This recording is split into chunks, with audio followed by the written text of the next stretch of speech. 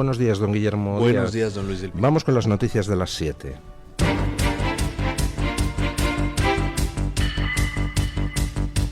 Luis del Pino es Radio Libertad.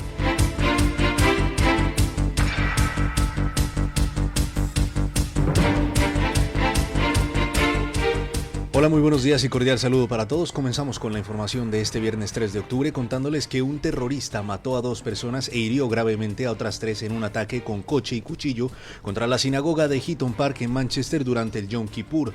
La policía identificó al atacante como Jihad al-Shamie, ciudadano británico de 35 años de ascendencia siria, quien embistió al recinto con su vehículo antes de apuñalar a fieles. Los agentes le dispararon tras temer que llevara explosivos posteriormente confirmados como falsos. La policía arrestó a 3 personas más por sospecha de comisión, preparación e instigación de terrorismo. Al-Shamie llegó al Reino Unido siendo niño y obtuvo la ciudadanía en el año 2006, sin registros previos en el programa Prevent. El ataque duró 6 minutos y fue detenido cuando los congregantes bloquearon las puertas de la sinagoga. Starmer voló desde Dinamarca para presidir una reunión de emergencia Cobra, calificando al ataque de individuo vil que atacó a los judíos por ser judíos. Un estudio revela que el 35% de los judíos británicos se sienten inseguros frente al 9% antes del 7 de octubre. Frecuentemente tienes que escuchar a antisemitas de todo tipo la estupidez de que no, yo no soy antisemita, soy antisionista. ¿Qué eran los judíos asesinados ayer por un ciudadano británico de origen sirio nacionalizado en 2006? ¿Qué eran esos judíos? Antes de embestir con su coche contra una sinagoga y liarse a apuñalar a los que allí estaban rezando, matando a 2 personas y dejando a 3 heridas muy graves y a otra herida grave, el atacante les preguntó si eran sionistas o no. Les preguntó si eran judíos partidarios del Estado de Israel o contrarios al Estado de Israel. ¿Hizo algún tipo de distinción o de intento de averiguar si eran sionistas o les mató por ser judíos? Pues evidentemente les mató por ser judíos. Le importaba un soberano bledo si eran partidarios del Estado de Israel o contrarios al Estado de Israel. Sí, hay judíos contrarios a la existencia del Estado de Israel.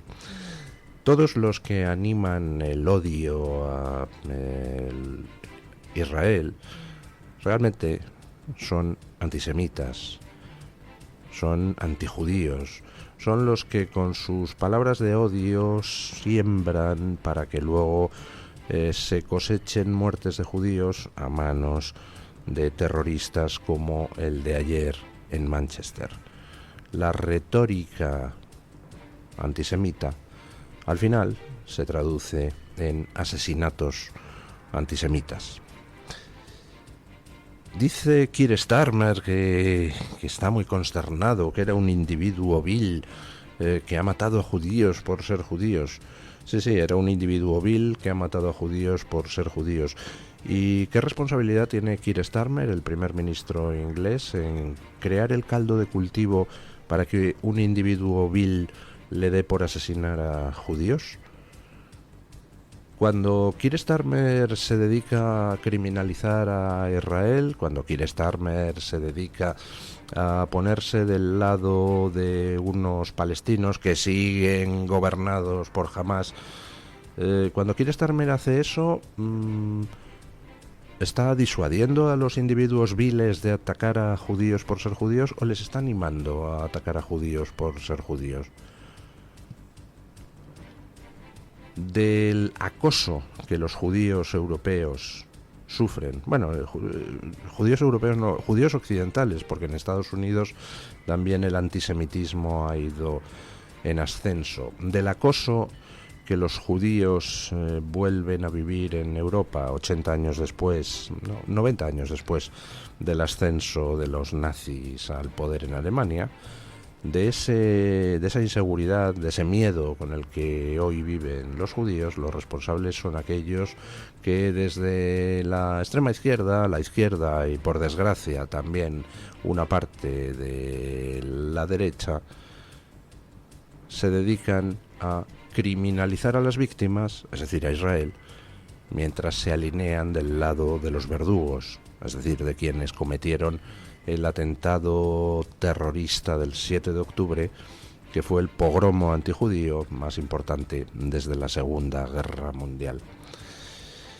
Bueno, pues nada, supongo estarán muy satisfechos los que se dedican todo el día en televisiones aquí en España, de izquierda y de derecha, televisiones del PSOE y del PP, de que 2 judíos hayan muerto acuchillados en Manchester y otros 3 estén gravemente heridos. Supongo que en algunos programas de televisión de izquierda y de derecha pondrán alguna velita para ver si los 3 heridos graves mueren, y así son 5 judíos menos en el mundo, ¿no? En fin, qué asco. Bueno, hoy los médicos van a la huelga contra una ministra de Sanidad que es médico y que ha demostrado que los médicos le importan un soberano bledo. Vox ha anunciado su apoyo a la huelga de médicos de hoy en toda España. Los médicos de toda España convocan una huelga para el día de hoy, donde contarán con el apoyo de Vox contra el estatuto marco de la ministra Mónica García. La Confederación Española de Sindicatos Médicos lidera la protesta ante el rechazo unánime de colegios profesionales, sindicatos, decanos y estudiantes de medicina a la propuesta ministerial sobre condiciones laborales sanitarias. Vox respalda la movilización a través de la diputada María García Fuster, que a su vez es médico anestesista, quien afirmó que los facultativos no reclaman privilegios, sino derechos que los políticos pisotean desde hace 15 años. El médico minimizado y la sanidad pública en manos de burócratas y no de profesionales. Vox está con vosotros. Vamos a pelear para que haya un estatuto médico propio que reconozca vuestras características y no vamos a tolerar que os sigan silenciando. La formación se compromete a impulsar un estatuto médico propio. Los médicos denuncian una calificación profesional inadecuada, ausencia de desarrollo profesional continuo, mejora retributiva insuficiente y jornada laboral atada a necesidades del servicio sin garantías de descanso. Reclaman una normativa específica para frenar la fuga de profesionales hacia el extranjero, con plazas MIR de atención primaria quedando vacantes por falta de incentivos. Los médicos en España pues están tan maltratados que muchos de ellos al final pues, deciden irse a algún otro país de nuestro entorno a cobrar más y a tener un reconocimiento que aquí no tienen. Aquí hace muchísimos años que la carrera médica empezó a degenerar en el momento en que, por ejemplo, pues decidió, creo que fue un gobierno socialista, que había que más o menos equiparar a médicos, enfermeras y personal auxiliar en los comités que se dedican a reflexionar sobre cómo deben funcionar los hospitales.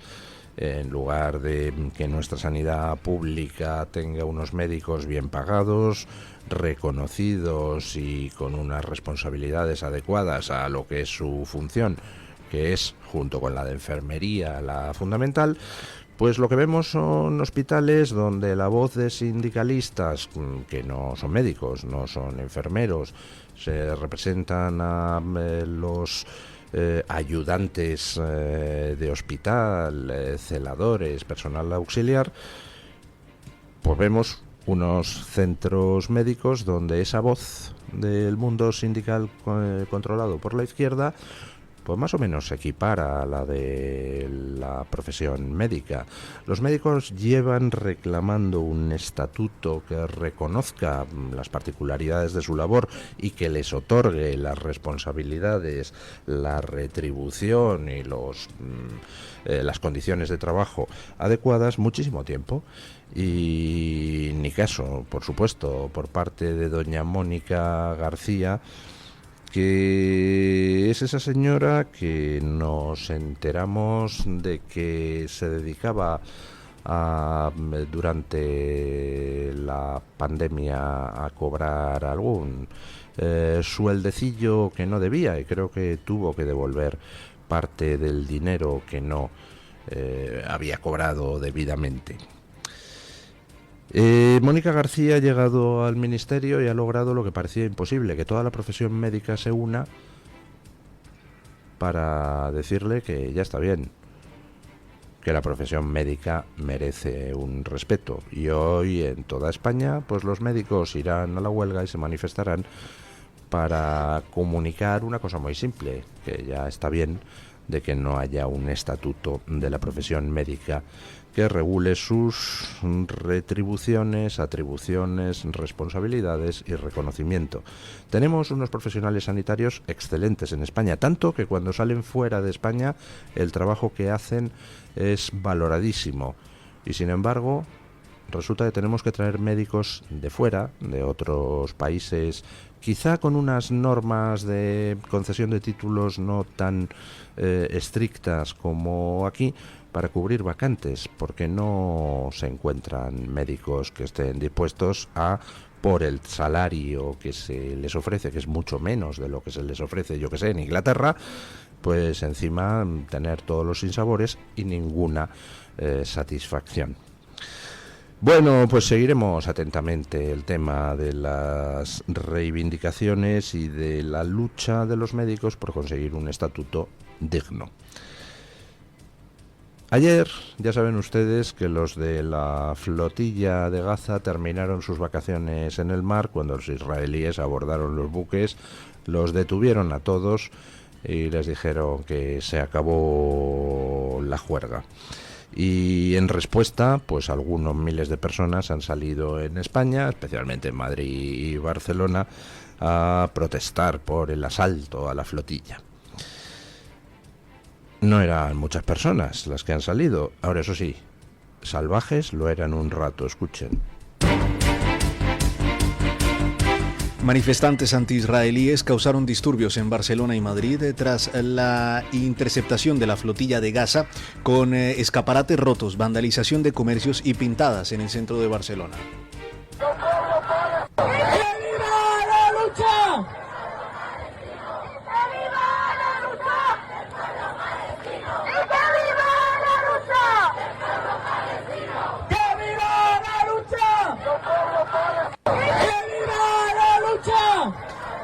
En Madrid, manifestantes lanzaron botellas y objetos contra la policía frente a la Embajada de Israel. Unas 15.000 personas se manifestaron en Barcelona y 10.000 en Madrid, según la delegación del gobierno. Las dirigentes de Podemos, Ione Belarra, y Sumar, Lara Hernández, participaron coreando que viva la lucha del pueblo palestino y Ayuso sionista. Israel había advertido previamente a la flotilla que atracara en puertos seguros y presentó pruebas de lazos de sus líderes con Hamas y Hezbollah antes de interceptar las embarcaciones. No solo eso, veo en Voz Media un vídeo difundido por los equipos de abordaje de las Fuerzas de Defensa de Israel que muestran qué es lo que tenían en las bodegas los barcos de la flotilla. Por ejemplo, el de Ada Colau. Pues resulta que solo había cámaras, solo había activistas y solo había propaganda de Hamas. ¿Dónde está esa ayuda humanitaria que se supone que llevaban? Pues no lo sé, a lo mejor es que no existió nunca.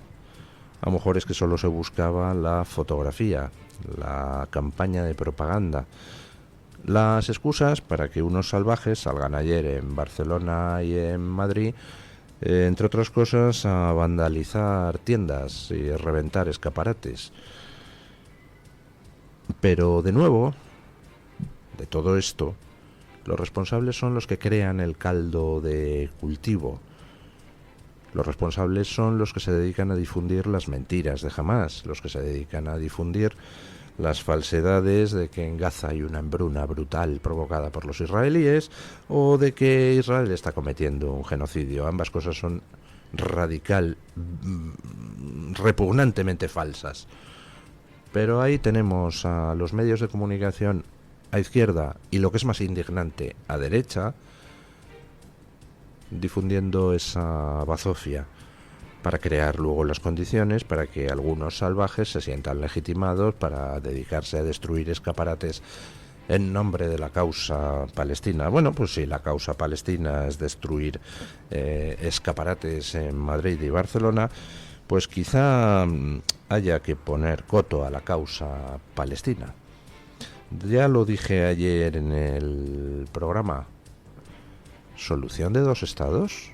darle un Estado a unos tíos que han cometido el más execrable de los actos terroristas desde la Segunda Guerra Mundial? Vamos, ni de palo. Para merecer un Estado, los palestinos tendrán primero que convencer al mundo de que ya no albergan en su seno a bestias capaces de hacer lo que hicieron el 7 de octubre. Cuando nos hayan convencido ellos, nosotros no tenemos que mover un dedo, cuando ellos nos hayan convencido de que son capaces de convivir en paz con quienes les rodean, entonces a lo mejor empiezan a merecer un Estado. Mientras tanto, estados terroristas, vamos, ni de coña. Bueno, ya les digo que los responsables de que se ataque a judíos, de que los judíos sientan hoy en Occidente que no pueden vivir en paz, los responsables de que haya vándalos que se dediquen a destrozar escaparates en Madrid o Barcelona en nombre de la causa palestina, son aquellos que sientan las bases propagandísticas para propagar el odio a los judíos. Por ejemplo, el gobierno de Melilla del Partido Popular, con mayoría absoluta, escuchen ustedes esta barbaridad. El gobierno de Melilla, con mayoría absoluta del Partido Popular, condenó lo que calificaron como la masacre y barbarie que Israel está cometiendo en Gaza, sin descartar firmar una declaración institucional contra estos hechos. La portavoz Fadela Mohatar subrayó la postura unánime del Ejecutivo melillense contra lo que afirma como la despiadada reacción del gobierno de Netanyahu contra los inocentes y población civil, mostrándose abierta a una declaración consensuada para que Melilla se alce contra lo que está ocurriendo. Lo condenamos y firmaremos una declaración conjunta si ustedes quieren el consenso, si ustedes quieren de verdad y les importa que haya una voz unánime de la ciudad de Melilla para que se alce contra lo que está ocurriendo. Somos y hemos sido firmes en este asunto. La moción de Coalición por Melilla solicita condenar al genocidio sistemático hacia el pueblo palestino, apoyar la flotilla Global Summit que traslada ayuda humanitaria, romper relaciones con Israel o entidades que apoyen a Netanyahu y exigir que Israel levante el bloqueo humanitario. Melilla. Gobierna el PP con mayoría absoluta.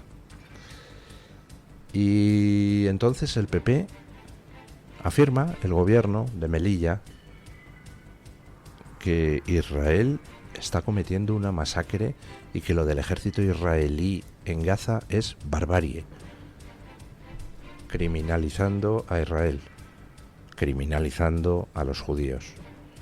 Esto es lo que termina conduciendo a los ataques a judíos en todo Occidente.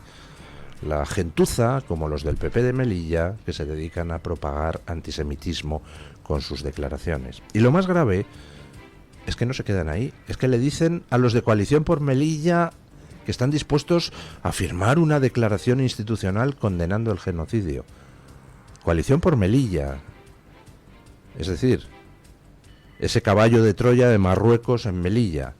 El PP está dispuesto, con su mayoría absoluta, a acordar una declaración conjunta con los de Coalición por Melilla. Es más, es que Coalición por Melilla son los tíos a los que hace meses se les ha metido en el trullo por falsificación masiva de votos, por compra de votos. Que ya es la segunda vez que Coalición por Melilla lo hace a lo largo de los últimos 15 años. Y el Partido Popular está negociando con un caballo de Troya de Marruecos que además se dedica a la compra masiva de votos en Melilla, condenar el genocidio, entre comillas, de Israel. ¿Quién hace más daño? ¿Un Pedro Sánchez que arremete contra los judíos para su público que ya está convencido?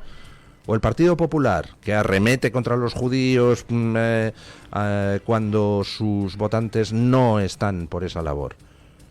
¿Cuánto nuevo antisemitismo crea el Partido Popular, por ejemplo el de Melilla, con cosas como esta? Y encima negociando con corruptos que compran votos y que son un caballo de Troya de Marruecos. Tócate las narices. ¿A quién defiende el PP en Melilla? ¿Defiende a España? ¿A los españoles? ¿Defiende la causa de la paz? ¿Defiende la causa de quienes quieren vivir sin que los terroristas violen a sus mujeres o decapiten a sus hijos? No, defiende las causas de Coalición por Melilla. Pues estupendo, Partido Popular. Bueno, quien parece que está un poquito nervioso es el gobierno venezolano, porque hay movimientos dentro de esa especie de lenta campaña de guerra psicológica, pero no tanto, que el gobierno americano ha emprendido contra el narcotráfico. Escuchen. Venezuela denunció el despliegue de aviones de combate F-35 estadounidenses cerca de su territorio, mientras Trump notificó al Congreso que Estados Unidos está en conflicto armado no internacional con los cárteles de droga considerados organizaciones terroristas. El ministro de Defensa venezolano, Vladimir Padrino, detectó 5 aeronaves cerca de Maiquetía, calificándolo de grosería y provocación, aunque afirmó que no intimidan al pueblo venezolano. Trump, por su parte, determinó que Estados Unidos puede usar la fuerza en defensa propia y de terceros contra los continuos ataques de estas organizaciones, justificando legalmente los ataques contra barcos en el Caribe que dejaron 17 muertos en septiembre. La Casa Blanca despegó 8 buques de guerra, un submarino nuclear y más de 4.500 soldados en la región. Maduro firmó un decreto de estado de conmoción externa ante una posible agresión, mientras Padrino López amenazó con activar una movilización nacional, convirtiendo todo el potencial nacional en poder nacional si son agredidos por lo que considera el imperialismo estadounidense. Bueno, ayer, pues efectivamente, 5 aviones americanos sobrevolaron parte del espacio aéreo venezolano, en lo que parece pues una amenaza a Maduro o un vuelo de exploración. Lo importante es que Trump comunicó al Congreso de los Estados Unidos que Estados Unidos está en guerra con los cárteles, lo cual parece el paso previo a solicitar autorización para ulteriores movimientos.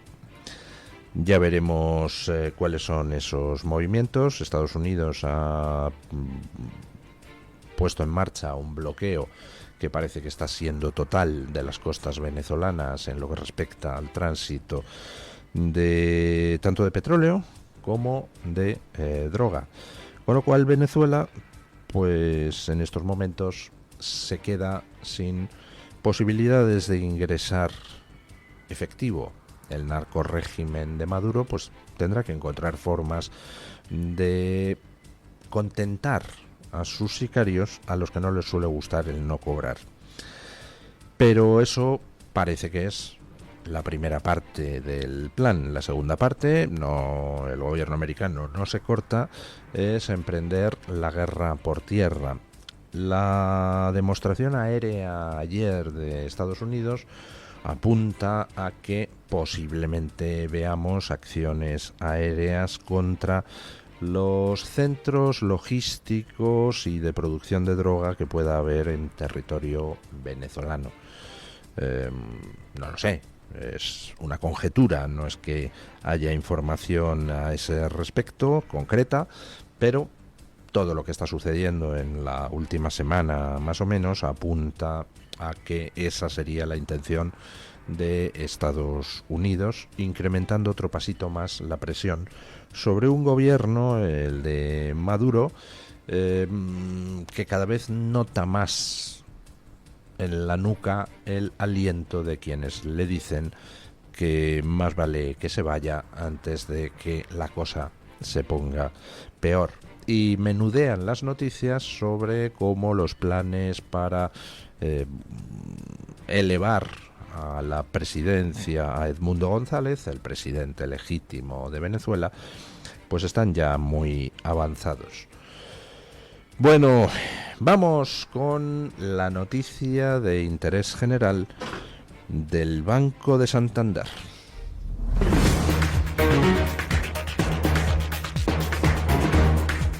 Banco Santander ofrece este espacio. El Departamento de Energía de Estados Unidos ha anunciado la cancelación de más de 7.000 millones de dólares en subvenciones destinadas a 223 proyectos de energía renovable, tras una revisión financiera que explica que no eran ni viables ni ofrecían beneficios claros para los contribuyentes norteamericanos. Según el secretario de Energía norteamericano, muchas de estas adjudicaciones fueron aprobadas en los últimos meses de la administración Biden sin la documentación adecuada.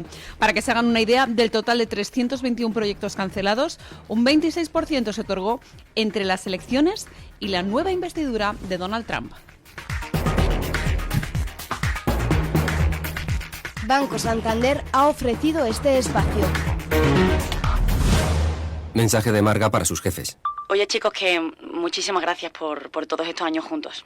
Pero me lo voy a montar por mi cuenta, ¿vale? Que como siempre me decíais que llamándome Margarita me pegaba a tener una floristería, pues os he hecho caso. Me he lanzado y ya tengo el local. Se va a llamar De Flor en Flor. Cuando sabes que ha llegado el momento, estamos contigo. Descubre todo lo que te ofrece el Santander para impulsar tu negocio desde 0 euros al mes. Promoción válida hasta el 20 de enero de 2026. Consulta condiciones en bancosantander.es. Cuando lo sabes, lo sabes.